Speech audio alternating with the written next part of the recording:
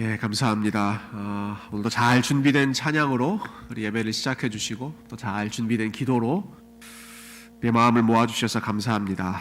이 시간 하나님 말씀으로 또 우리의 마음과 생각을 함께 채우는 시간 되면 좋겠는데요. 디모데후서 3장에 있는 말씀을 이 시간 함께 찾아보겠습니다. 디모데후서, 제가 가진 성경은 신약성경 345쪽입니다. 디모데후서 3장 14절부터 17절까지 말씀을 함께 찾겠습니다.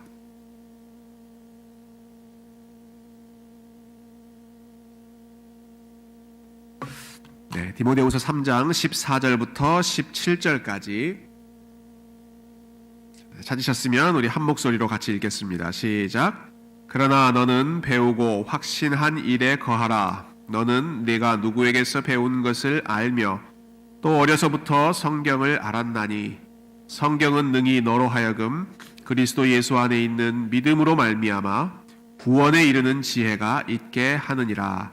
모든 성경은 하나님의 감동으로 된 것으로 교훈과 책망과 바르게 함과 의로 교육하기에 유익하니 이는 하나님의 사람으로 온전하게 하며 모든 선한 일을 행할 능력을 갖추게 하려 함이라. 아멘.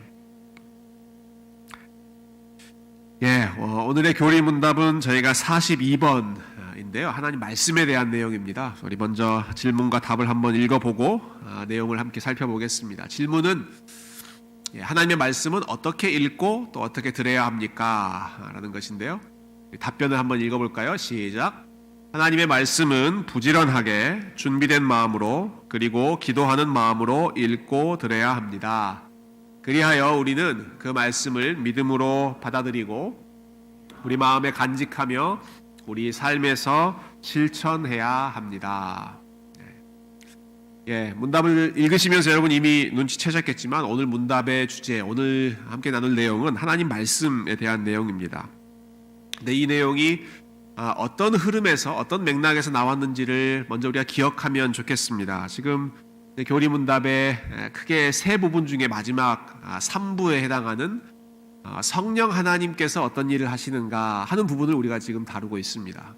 성령 하나님께서 먼저 우리의 기도를 도우시는 분이다 라고 하는 내용을 저희가 몇 주 동안 주기도문을 통해서 살펴봤죠. 그 다음으로 성령님께서 하시는 아주 중요한 일이 말씀을 사용하셔서 우리를 하나님께로 이끄시는 일이다 라고 하는 부분입니다. 즉 성령님이 하시는 사역과 이 말씀의 능력을 함께 연결해서 우리에게 지금 가르치고 있는 것이죠. 말씀의 회복, 말씀을 사람들의 손에 다시 들려준 그러한 일은 종교개혁가들이 가장 중요하게 추구했던 종교개혁의 아주 핵심적인 모토 중에 모토였습니다. 말씀을 자기 언어로 또 자기 말로 읽지 못하고 이해하지 못하던 성도들에게 직접 하나님의 말씀을 들려주고 또 그 손에 하나님의 말씀을 안겨주고 직접 자신의 눈으로 성경을 읽도록 했던, 그리고 그 일에 헌신했던, 정말 문자 그대로 생명을 바쳤던 사람들이 이 종교개혁가들이죠. 그 중에 한 분, 영국의 윌리엄 틴데일이라고 하는 분은 성경을 영어로 번역했던 아주 훌륭한 종교개혁가인데요. 이분이 언젠가 이런 말을 남겼습니다. 하나님께서 내 생명을 남겨주신다면, 그 생명이 굉장히 위태로운 순간이었거든요. 내 허락해 주신다면 머지않아 나는 밭에서 쟁기질을 하는 소년이 교황보다 더 성경을 많이 알도록 하겠다. 무슨 말입니까? 영국 사람들이 당시에 자기 언어로 된 성경을 알지 못해서 굉장히 무지한 상황 가운데 있었는데, 하나님께서 나에게 기회를 주신다면 내가 열심히 성경 번역해서 사람들에게 들려주고 글을 읽을 수만 있다면 밭에서 쟁기질을 하는 소년이라고 하더라도 교황보다 더 하나님 말씀 잘 알도록 하겠다. 윌리엄 틴데일이 실제로 이 포부대로, 이 비전대로 구약 성경을 영어로 옮기고 신약 성경을 영어로 옮기고, 그리고 그 일 때문에 잡혀서 투옥되고 그리고 화형에 처해지게 됩니다. 그가 화형에 처해지는 그 순간 기도했던 내용이 하나님 왕의 눈을 열어서 주의 말씀의 비밀한 것을 보게 해주십시오. 자기를 죽였던 사람이 사실은 영국 국왕이었거든요. 그런데 그 왕의 눈을 열어주십시오 라고 기도하고 숨을 거뒀는데 그 기도, 그 순교의 사건이 있은 지 한 10여 년이 지났을 때 영국에 성경을 읽는 일이 허용이 되고 각 교회마다 성경이 한 권씩 빛이 되는 참 그런 놀라운 일이 일어납니다. 마르틴 루터가 했던 일도 마찬가지죠. 여러 가지 종교 개혁에 관한 일들을 많이 했지만 그가 했던 제일 중요한 것 역시 성경을 번역하고 성경을 가르치고 성경을 설교하는 것이었습니다. 종교 개혁이 시작된 지 한 5년 정도가 지났을 때 1522년에 루터가 설교 중에 지난 5년간의 그런 사역을 회고하는 그런 말을 하는데요. 그때 루터가 이렇게 고백합니다. 나는 면죄부에 반대하였고 모든 교황주의자들에 반대하였다. 그러나 그 모든 일을 무력으로 행하지는 않았다. 나는 그저 하나님의 말씀을 가르치고 설교하고 번역했다. 그 외에는 아무것도 한 것이 없다. 하지만 내가 자고 있는 동안 그리고 내가 암스도르프와 비텐베르그에서 맥주를 마시고 있는 동안 하나님의 말씀은 교황청의 세력을 놀랍게 약화시키셨다. 나는 한 게 아무것도 없다. 하지만 하나님의 말씀이 모든 것을 다 하셨다. 제가 이 인용문 보여드린 적이 있던가요? 여러분 이 인용문을 보실 때 시선이 집중되는 부분이 어디입니까? 그거 있죠. 가운데 부분. 비텐베르그에서 맥주를 마시고 있는 동안. 루터 목사님도 맥주를 좋아하셨구나. 본인에게 면죄부를 주려고 하는 분이 혹시 계실지 모르겠습니다. 여러분 독일입니다. 독일. 맥주가 물처럼 마실 수밖에 없는 그런 상황이었다는 것을 꼭 염두에 두시고 우리 상황이랑 다르다는 것을 기억하시고요. 중요한 것은 그 부분이 아니라 제일 마지막 부분입니다. 나는 한 게 아무것도 없다. 하지만 하나님의 말씀이 모든 것을 다 하셨다. 말씀 번역하고 사람들한테 말씀을 들려주었더니 잘못된 신앙에서 하나님 기뻐하시는 올바른 신앙으로 하나씩 둘씩 중심을 바로잡게 되었다라는 것이죠. 이 일을 누가 하십니까? 말씀을 통하여 교회를 회복하고 그리고 사람들을 그리스도께로 이끄는 이 일이 바로 성령님께서 하시는 일이다. 성령님께서 하시는 중요한 사역입니다. 우리가 오늘 디모데후서 말씀을 같이 읽었죠. 14절부터 17절 읽었는데요. 3장 16절을 우리 한 번 더 같이 읽어보면 좋겠습니다. 시작. 모든 성경은 하나님의 감동으로 된 것으로 교훈과 책망과 바르게 함과 의로 교육하기에 유익하니. 성경의 3장 16절에 되게 좋은 말씀들이 많이 나오는 것 같아요. 요한복음 3장 16절, 또 요한일서 3장 16절도 그가 우리를 위하여 목숨을 버리셨으니 우리도 형제를 위하여 목숨을 버리는 것이 마땅하도다. 그게 요한일서 3장 16절이고요. 디모데후서 3장 16절, 이거 하나님 말씀에 대한 최고의 진리의 선언입니다. 모든 성경은 하나님의 감동으로 되었다라는 것인데요. 근데 이 하나님의 감동으로 되었다는 말이 무슨 말인가? 이 말을 원어로 보면 제가 괄호 안에 그 소리 나는 대로 이 발음 기호를 적었는데요. 데오프니스토스라고 하는 헬라어 단어가 여기 사용됩니다. 근데 이게 두 단어가 합쳐진 겁니다. 하나는 데오스라고 하는 하나님이라고 하는 뜻입니다. 하나님, 데오스는 하나님. 그리고 그 다음에 나오는 푸뉴스토스라고 하는 말은 숨, 호흡, 바람 이런 뜻입니다. 그래서 푸뉴마라고 하는 단어와 같은 어원인데 이 푸뉴마라고 하는 단어가 고유 명사로 쓰이면 신약성경에서 하나님의 영, 성령, 의미할 때 이 푸뉴마라고 하는 단어가 쓰이죠. 그러니까 하나님께서 숨을 불어넣으신 것. 영어 성경에는 그래서 God breathed,라고 이 단어를 번역했습니다. 하나님의 감동으로 되었다라고 하는 말은 하나님이 숨을 불어넣으셨다라는 뜻이라는 말이죠. 숨을 불어넣으셨다. 어디에 숨을 불어넣으신 겁니까? 성경 안에, 모든 성경 안에 하나님의 숨을 불어넣으셔서 여러분 하나님이 숨을 불어넣으셨다라고 하는 말을 들으면 연상되는 그러한 사건들이 몇 개 있으시죠. 제일 먼저 하나님께 사람을 창조하실 때 흙으로 지으신 후에 그 코에 생기를 불어넣으셔서 그 존재가 비로소 생명이 되었죠. 하나님의 호흡이 들어간 것이죠. 또 에스겔 선지자의 환상 속에서는 이 마른 뼈로 가득한 그 골짜기 가운데 하나님의 바람, 하나님의 생기가 확 부니까 그 마른 뼈들이 생명력 가득한 강한 군대로 일어서는 그러한 장면을 에스겔 선지자가 보았습니다.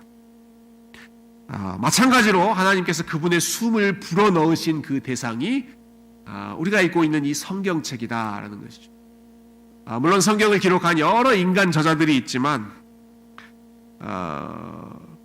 그래서 베드로도 쓰고 바울도 쓰고 많은 사람들이 이 성경을 기록했지만 하나님께서 그들의 기록 가운데 인간의 언어 가운데 하나님의 숨, 하나님의 생기를 불어넣으심으로써 그리고 또 다른 하나님의 숨, 하나님의 바람이라고 할 수 있는 성령님께서 이 말씀을 읽는 사람들의 마음 가운데 역사하심으로써 우리가 이 말씀을 읽고 말씀을 들을 때 하나님의 생명으로 충만해지는 역사가 일어나는 것입니다.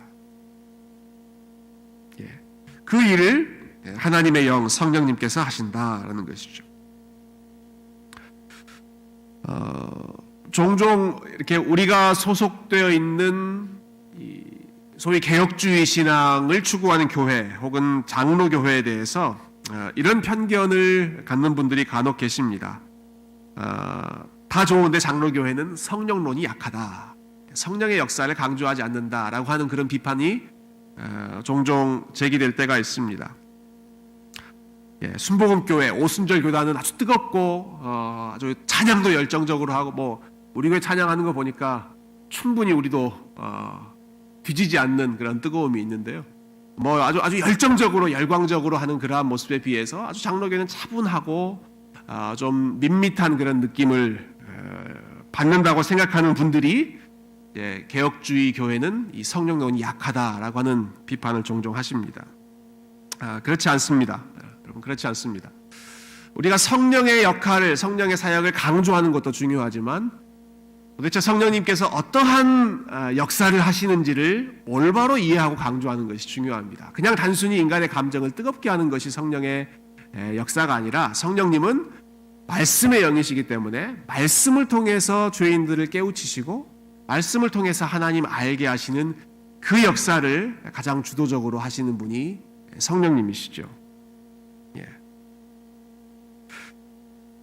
여러분, 성경의 인물 중에 성령의 역사 혹은 성령의 체험을 가장 많이 경험했던 사람을 꼽으라면 아마 사도 바울을 단호하게 단연 1순위로 우리가 꼽을 것입니다. 바울이 여러 편지를 쓰면서 자신이 얼마나 엄청난 또 신비한 그런 체험을 많이 했는지 여러 곳에서 나누고 있죠. 예를 들면 고린도전서에서는 내가 어떤 사람보다도 더 방언을 많이 했다, 아주 자신 있게 본인의 체험을 이야기합니다. 또 고린도 후서에서는 사도 바울이 내가 3층 천, 셋째 하늘, 도대체 그게 무엇인지 우리가 잘 감을 잡을 수 없지만 셋째 하늘이라고 불리는 아주 높은 그러한 하늘까지도 환상 가운데 이렇게 올라가서 그 안에서 정말 신비한 체험을 하고 주님께서 보여주신 환상을 보았다라는 고백도 하죠. 심지어는 하나님께서 자신에게 보여주신 환상과 계시가 너무 많아서 하나님께서 내 마음이 교만해지지 않으라고 육체의 가시로 내 마음을 다스리기도 하셨다라고 말할 정도로 아주 특별한 체험을 많이 했던, 성령의 체험을 많이 하셨던 분이 사도 바울입니다. 그런데 바울이 교회 지도자들에게 권면하거나 혹은 후배 목회자들에게 당부할 때 내가 경험했던 그러한 아주 특별한 체험을 따라와라 라고 이야기하지 않았습니다. 내가 경험했던 것처럼 3층 천에 너희도 올라와 봐라, 그렇게 말하지 않았습니다. 바울은 항상 그 사람들에게, 교회의 지도자들에게 그리고 목회자들에게 하나님의 말씀을 가까이 하고 하나님 말씀을 충실히 전해라, 이것이 바울이 항상 얘기했던 당부요 권면이었죠. 몇 구절 한번 살펴보죠. 사도행전 20장에 보면 사도 바울이 에베소 교회의 장로들과 헤어지면서 작별 인사를 하는 장면 나옵니다. 우리 사도행전 20장 32절 한번 같이 읽어볼까요? 시작. 지금 내가 여러분을 주와 및 그 은혜의 말씀에 부탁하노니 그 말씀이 여러분을 능히 든든히 세우사 거룩하게 하심을 입은 모든 자 가운데 기업이 있게 하시리라. 바울이 교회를 누구에게 맡기고 있습니까? 내가 여러분을 주와 주님께 맡기고 있고 및 그 은혜의 말씀에 부탁하노니 하나님 말씀에 교회를 맡기고 있습니다. 본인이 에베소 교회를 떠나면서 장로들과 헤어지면서 우리가 의지할 것 결국 주님 그리고 주님의 말씀밖에 없습니다. 그렇게 권면하고 있는 것이죠. 우리가 방금 읽었던 디모데후서 3장 말씀도 사도 바울이 사랑하는 영적인 아들과 같은 디모데에게 주는 권면의 말씀 아닙니까? 그런데 디모데에게 너 이렇게 목회해라 라고 하면서 다른 건 이야기하지 않습니다. 네가 진리의 말씀을 옳게 분별하고 그 말씀을 성실하게 가르쳐라.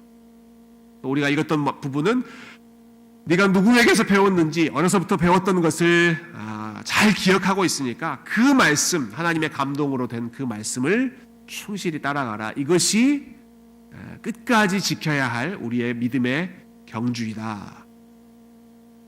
저희가 이번 달 들어 큐티하고 있는 말씀이 요한계시록 말씀이죠.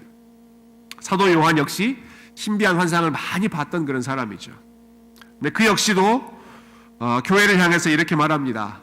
요한계시록 1장 3절에서 이 예언의 말씀을 읽는 자와 듣는 자와 그 가운데 기록한 것을 지키는 자가 복이 있다. 요한계시록 제일 마지막에도 이 예언의 말씀에서 하나라도 빼면 하나님의 복이 다 빠질 것이고 하나라도 더하면 하나님의 재앙이 그만큼 더해질 것이다. 이 예언의 말씀 감하지도 말고 더하지도 말고 이 말씀만 따라가면 하나님께서 복 주신다라고 하는 말씀. 사도 요한도 시작할 때도 말씀, 마칠 때도 말씀, 말씀으로 끝났던 것이죠. 이처럼 성령의 역사, 성령님의 아주 깊은 체험을 했던 사람들은 하나같이 하나님의 말씀으로 돌아가야 한다라고 강조했습니다. 그래서 저희 장로교회의 신앙적인 규범이라고 할 수 있는 웨스트민스터 신앙고백서도 언제나 성령님의 역사를 이야기할 때, 설명할 때 항상 마치 buy one get one 프리는 아니고 이게 1+1처럼 항상 둘이 같이 함께 따라다니는 콤비처럼 성령과 말씀을 같이 붙여서 설명하고 있습니다. 제가 몇 구절 한번 꼽아봤는데요. 신앙고백서에 있는 군데군데를 좀 다시 살펴봤는데 제가 한번 읽어보겠습니다. 성령의 내적인 역사는 말씀을 사용하여 그리고 말씀과 함께 우리 마음에 증언하시는 것이다. By the word and with the word. 말씀과 함께 말씀을 사용하여 그리스도께서는 신자들의 마음을 자신의 말씀과 성령으로 다스리신다. 하나님께서는 자신이 예정하신 자들을 효력 있게 부르시되 말씀과 성령으로 부르신다.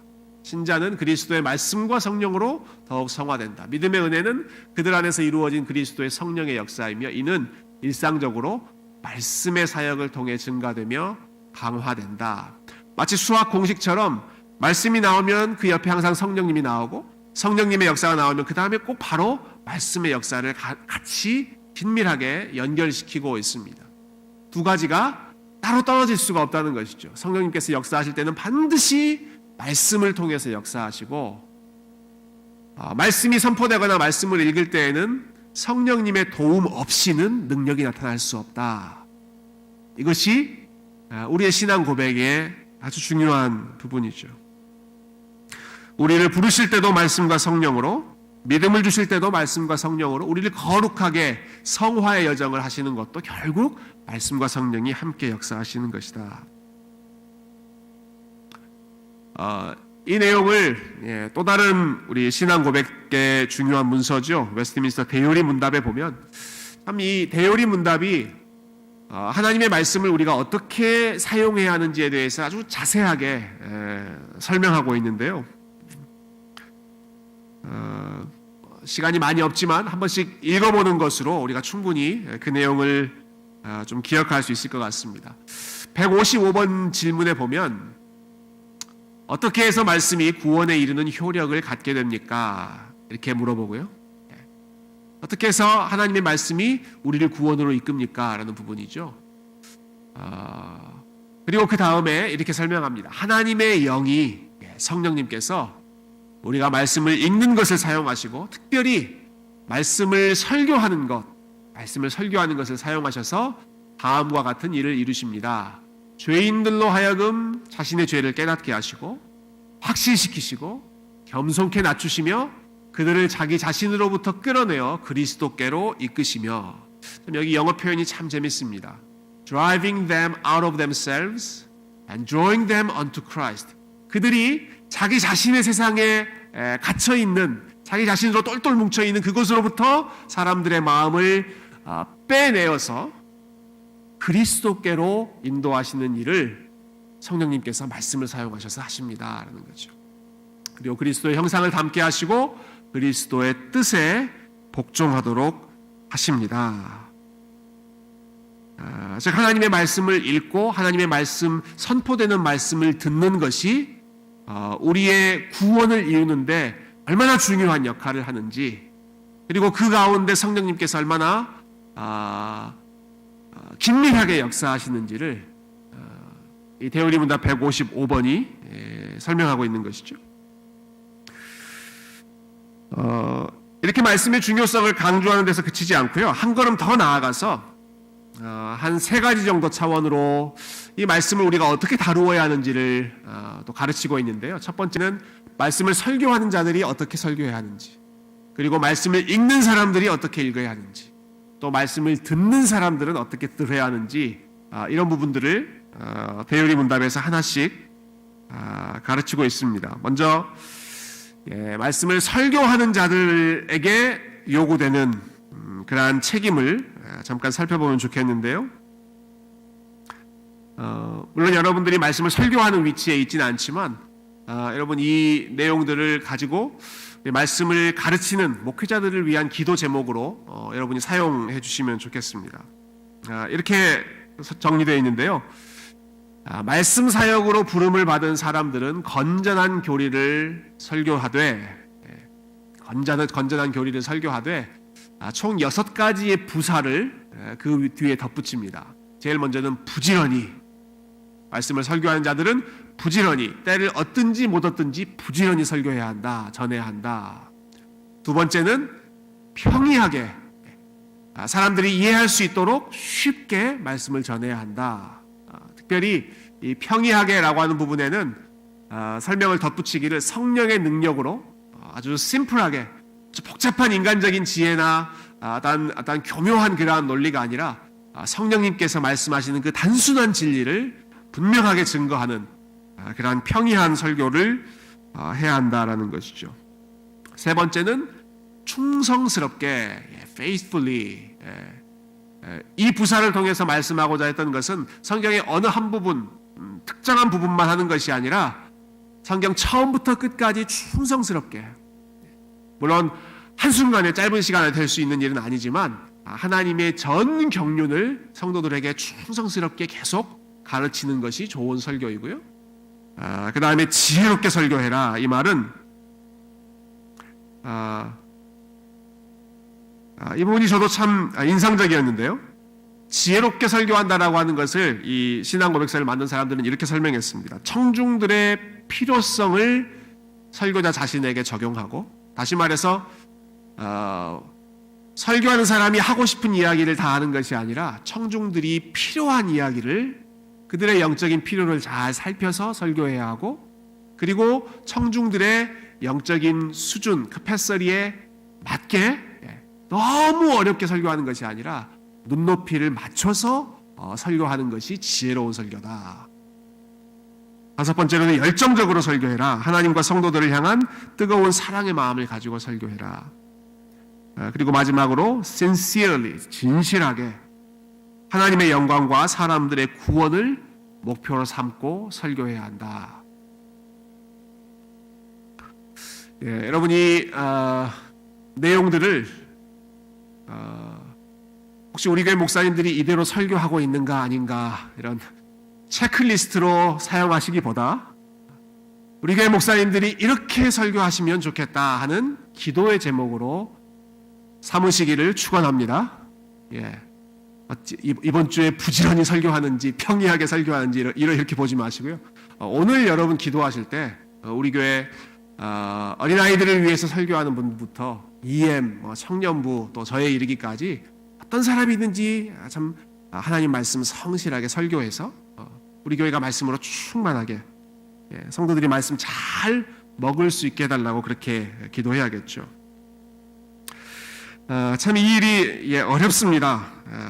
저희가 요즘에 교역자들이 월요일 아침에 모여서 같이 읽고 있는 책이 마틴 로이드 존스 목사님이 쓰신 이 Preaching and Preachers, 설교와 설교자들이라고 하는 책입니다. 이 책이 출판된 지 50주년 기념이어서 제가 신학교 때도 열심히 읽었지만 다시 한번 우리 목회자들이 읽으면 좋겠다 해서 이 책을 다시 읽고 있는데요. 책을 읽다 보면 이 설교한다는 것이 얼마나 하나님 말씀 전한다는 것이 얼마나 영광스러운 일인지 우리의 마음을 흥분시키는 동시에 그러나 설교하는 일이 또 얼마나 어려운 일인지 우리를 굉장히 겸손케 하고 마음에 큰 부담을 느끼게 하는 내용들이 참 많이 있습니다. 그렇지만 내가 열심히 읽으면서 기도하는 마음으로 준비하고 있습니다. 하나님께서 우리의 마음을 특별히 우리 교회 말씀 사역자들의 마음을 이렇게 잘 준비해 주셔서 우리 교회 말씀 사역이 힘있게 능력있게 진행될 수 있도록 우리 함께 기도하는 마음으로 이 책을 공부하고 있는데요. 우리 성도님들께서도 각 부서의 말씀 사역자들을 위해서 계속해서 기도해 주시면 감사하겠습니다. 자, 다음으로 자, 여기까지는 제가 열심히 귀를 기울여야 할 그런 말씀이었고요. 그 다음은 저와 여러분이 함께 귀를 기울여야 할 그런 말씀인데요. 157번은 그럼 하나님의 말씀은 우리가 어떻게 읽어야 합니까? 말씀 읽는 것은 우리 모두의 의무이지 않습니까? 어떻게 읽어야 합니까? 이 부분 우리 같이 한번 읽어보실까요? 시작. 성경은 높이 경외하는 마음으로 그것이 하나님의 참된 말씀이며 하나님만이 우리로 하여금 이해하도록 도우실 수 있다는 확신을 가지고 읽어야 합니다. 또한 성경 안에 계시된 하나님의 뜻을 알고 순종하고자 하는 갈망을 가지고 읽어야 하며 성경의 내용과 범위에 주목하여 부지런히 읽어야 하고 묵상하고 적용하고 자기를 부인하며 기도하는 마음으로 읽어야 합니다. 제일 먼저 나오는 내용이 성경은 높이 경외하는 마음으로 읽어야 합니다 하는 것이죠. 다시 말해서 성경은 사람의 글 혹은 사람의 말로 읽는 것이 아니라 하나님의 말씀으로 읽어야 한다라는 의미입니다. 한편으로는 성경은 사람들이 쓴 책입니다.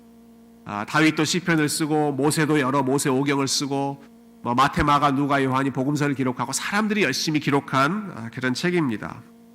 또 이 성경을 기록한 그 사람들이 살았던 시대와 우리 시대가 다르기 때문에 그 시대의 배경이나 역사나 문화나 언어 이런 것들 열심히 공부하고 분석해야 하는 그러한 책임이 우리에게 있습니다.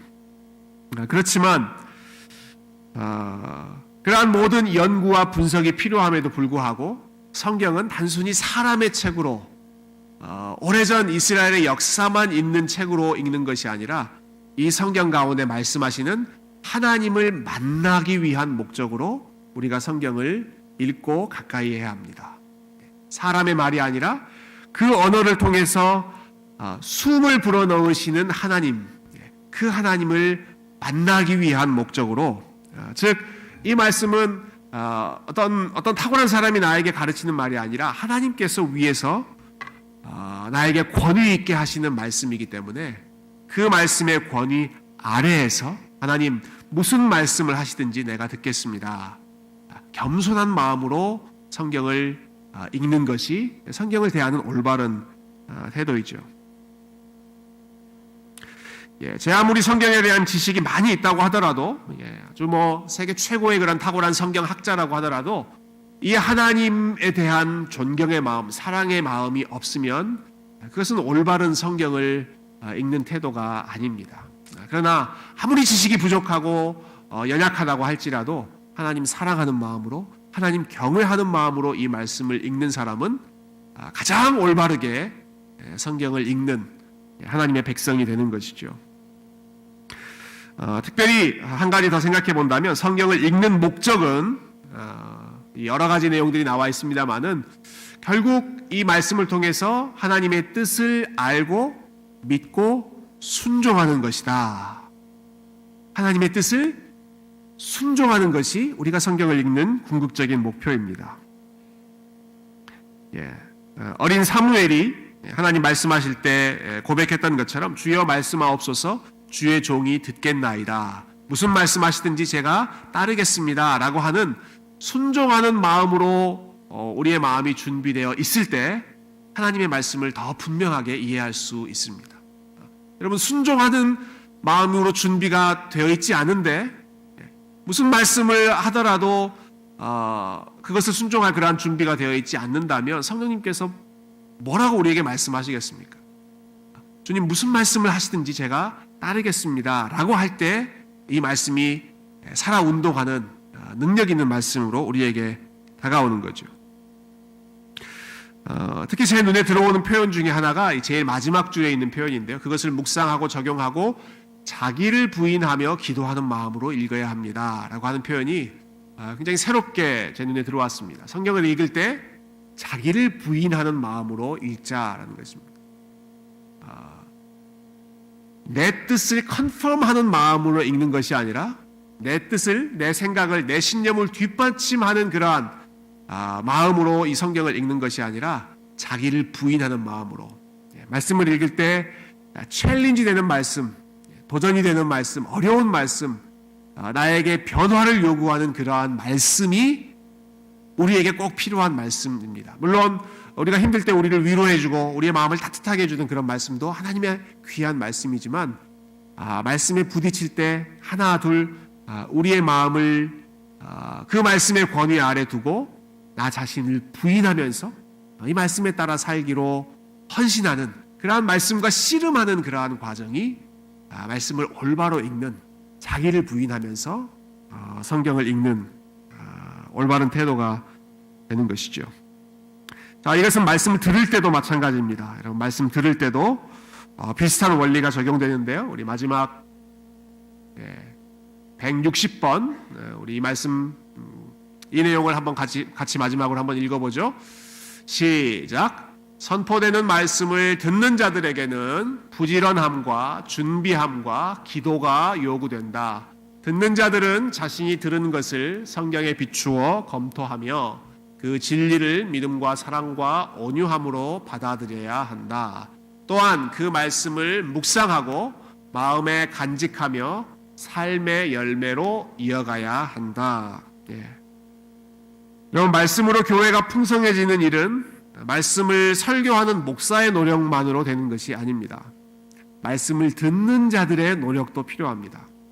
그래서 웨스트민스터 대요리 문답이 그럼 말씀을 우리가 어떻게 들어야 합니까? 라고 하는 부분까지도 같이 이야기하는 것이죠. 아까 말씀을 준비한 사람들은 6가지 부사, 성실함으로, 평이하게, 열정적으로 여러 가지 준비의 내용들을 말하지 않았습니까?